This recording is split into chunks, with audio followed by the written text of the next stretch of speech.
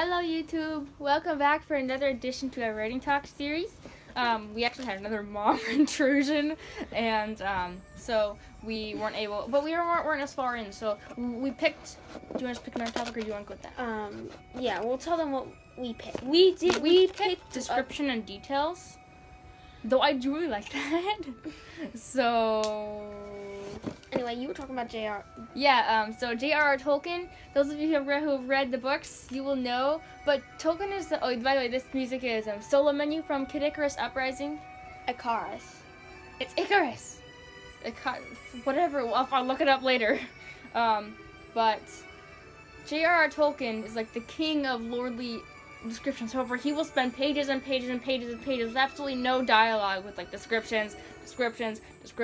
I love it because I'm all for details and descriptions. Yeah, the best part of being a writer is describing. And because honestly, that's the most important part. You need good description. I'll get my computer.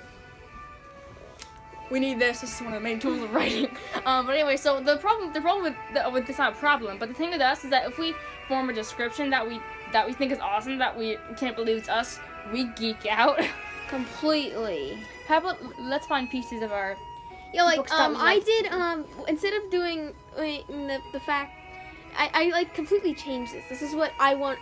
This is what we want everyone else to do. I was going to write the simple way I could have wrote it, that my story, I could have written the moon sunk, and the sun sank, and the sun sank. Sunk is like you sunk a boat. Yeah, I know. The moon sank and the sun rose. I did this. The moon waned and ducked away as the sun blessed the world with the pure, rich first rays. I did that. Rays. She freaked out. I was like, that's so awesome. But then, this one, I actually compared it to, there was in the beginning, in the very first Quetzal quest I ever wrote, I would say things like, the darkness melded with the light or something, and he's like the fog was dark and he squinted his eyes to see. That's so stupid! And then so... This face says it all! I know. But anyway, so, and this is the third rewrite of Quetzal Quest. It says, every shred of luminosity was but a distant dream, an echo of a past life.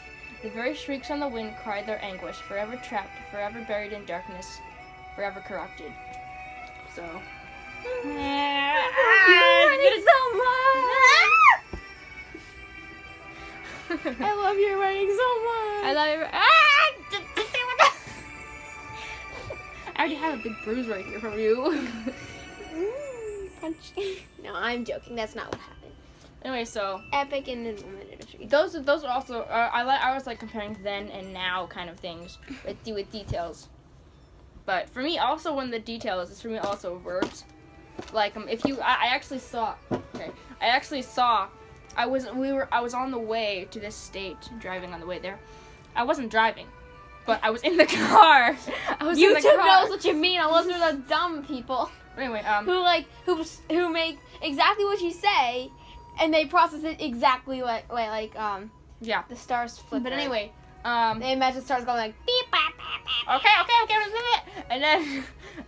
and then so I was looking out the window and I was thinking of writing. Yeah, I was thinking of ways to explain the kind of trees that I saw, and I saw moss like surrounding a tree trunk, and I was like, ooh, how do I say that? I was like, the moss was clinging to the circumference of the trunk, and I'm like, wait a minute, no, hugging is a better.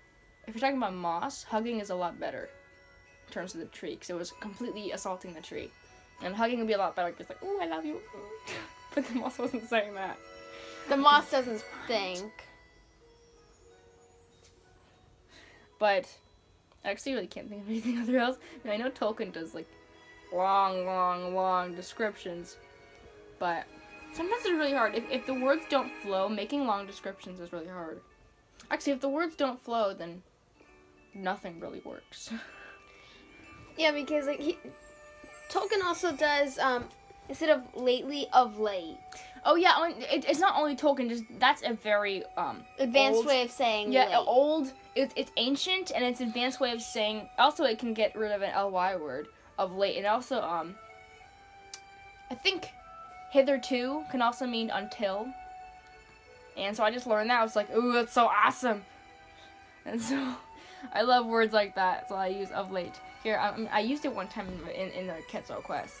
I closed it out. Why did I close it out? Ah! Bad you. Rana's father ends up saying it. Ranathan is the main character. It's in here somewhere. It's in chapter 2. But because of the update, but I can't talk and look at this at the same time. He's talking about fear, and then he's talking about wizards, and then he's talking about, I don't know where it is. Oh wait, no, I can just do this. Okay. And that said, so this is actually the enemy speaking through the reflection of the moon. And I've allowed you to slip away freely far too many times of late. Ah! And then in the Lord of the Rings, I think it's in the Two Towers, when King Theoden says, "Dark have been my dreams of late." And then a little earlier, the character Gandalf says, while walking into his hall, while walking into the Golden Hall, he says, "The courtesy of your hall has somewhat lessened of late." And those are the only 2 times in the movies that of late is said. However, they're very close together, and then of late is not said again. Those 2 times. So lame. It's not lame because if you use of late they too much. Used, oh, true. But I mean, it's called overusage. Mhm. Like even some people may think that it's not overused if you use, say, 2 times in one chapter and then 2 chapters later you use it again once. That is overusage actually. If you keep up with that pattern, because people are going to notice it. Also, basically, think about it this way: overusage is just like a bottle of medicine. You can't use too much, or you're gonna get You're gonna receive overdosage, which will harm you. But not with your store. But that's what you could think about, like using some of these fancy words. You can't overdose. Bad things will happen. I mean, other people will put your book. Well, they'll start noticing that you're using it a little too much. Like I've noticed. Well, I want to do another word. Why don't you use another word? Like I've noticed. Another word you should try to avoid. Suddenly. Like I mean, suddenly the sky is turns good black. if you use it. Like, but when in my earlier days of writing, which is about 9 through 10, maybe up to 11 too, I would use suddenly a lot because and I'm very tempted to use that word a lot but sometimes I don't even use suddenly. I just say it because if you just instead of using suddenly, you do suddenly, comma, blah blah blah blah. But if you use that a few times, it's okay. But sometimes it's just merely saying it without a suddenly can make readers go, wait, what? And then go back on it. But in my younger days of writing, I would use suddenly a lot. Also, I've also noticed that, I mean, it's not, this was Tolkien's way of writing. I'm not saying it's not bad, but Tolkien really loves semicolons. You can probably find like a dozen semicolons, or probably even more in one single chapter. And he also likes said. I mean, said, it's just our policy, or policy, that we don't use said. I don't use dialogue tags at all. It's our personal opinion, yeah, but it's not, because just books that are like in first person, or just books in general, some writers have a tendency to use said a lot. Like I've in the Hunger Games series, I actually forget who wrote it. Susan Collins, I think. No. I'll yes, look it up. I don't know. Okay. But that's in first person, and said is used a lot, especially in first person, because it's very hard not to use dialogue tags, which is what I do. And so it's kind of hard because in first person, it's very hard not to do the I did this, I did this. Suzanne. Yeah, I was right. Suzanne Collins. Suzanne Collins. Collins.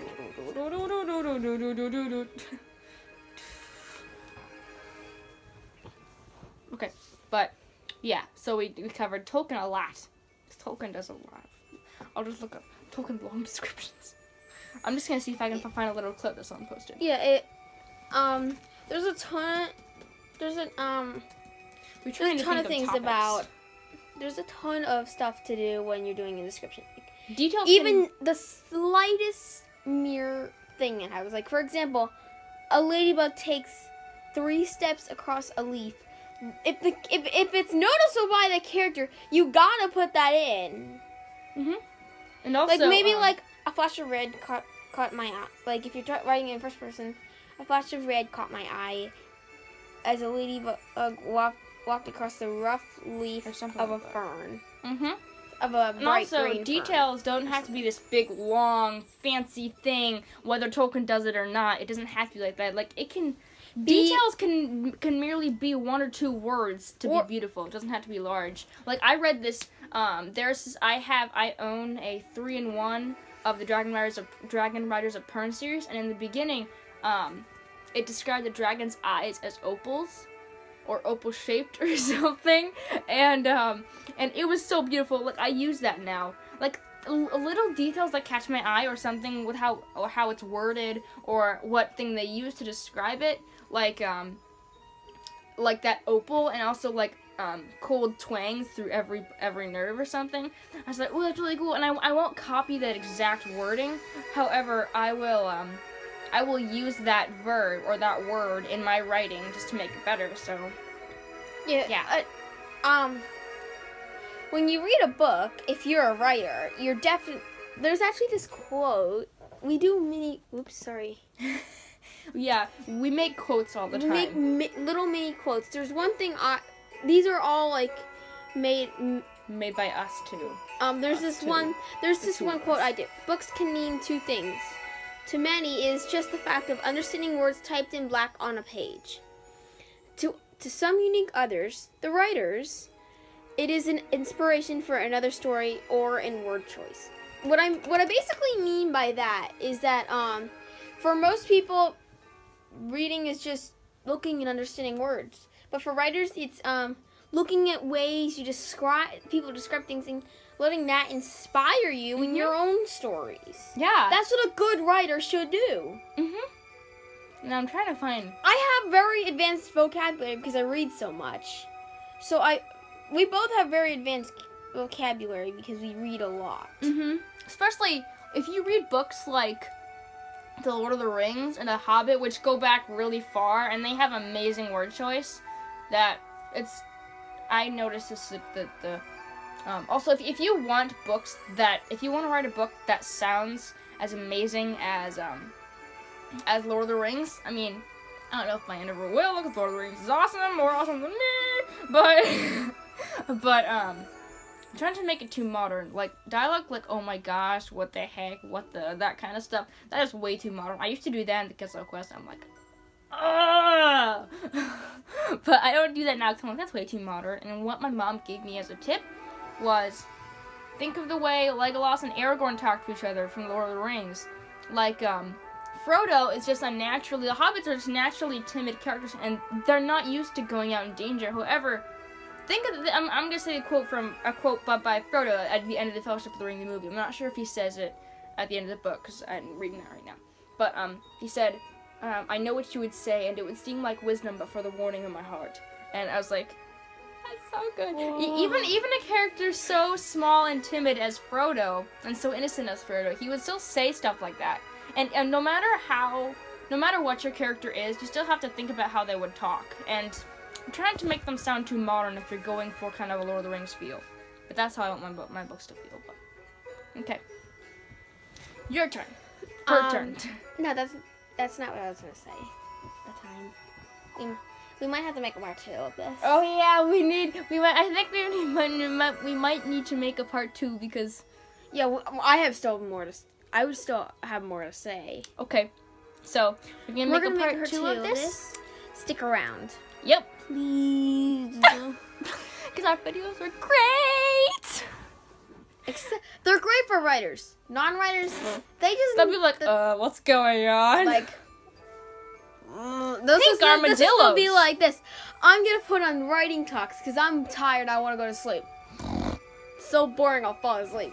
Okay, so we'll make a part 2. Like, so you can catch part 2. We'll also look into her her public issue. Yeah. Bye. See ya back in 1 second.